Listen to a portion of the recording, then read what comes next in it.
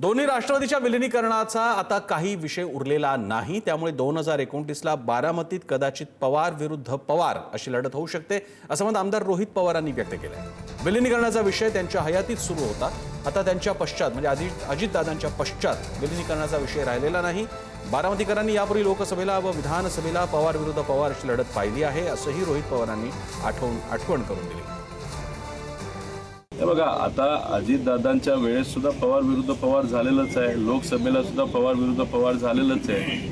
परिवार म्हणून एकत्रित आला पाहिजे हे किती खरं असलं तर राजकीय दृष्टिकोनातून निर्णय घेत असताना कधी कधी चांगल्या गोष्टी होण्यासाठी काही कडक निर्णय घ्यावे लागतात, काही गोष्टींचा त्याग द्यावा लागतो।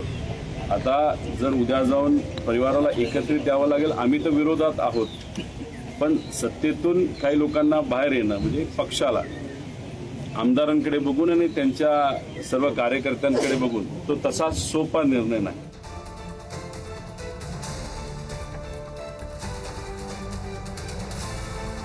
ज्ञानेश्वर सौतमोल आपल्याला अधिक माहिती देत आहेत। ज्ञानेश्वर, या निमित्तानं पुन्हा एकदा पवार विरुद्ध पवार पाहायला मिळेल, मात्र यावेळी जय पवार मैदानात असू शकतात। काय नेमकं समीकरण दिसतंय बारामतीत?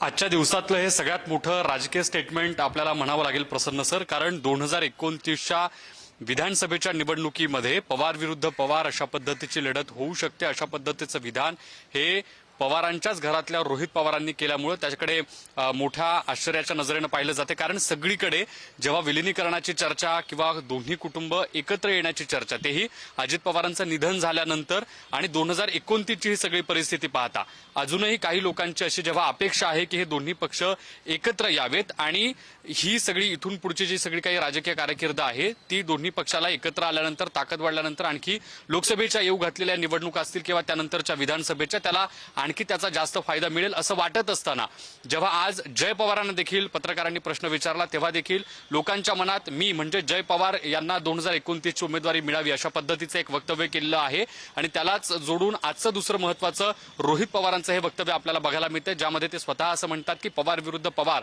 अशा पद्धतीची 2029ची निवडणूक होऊ शकते।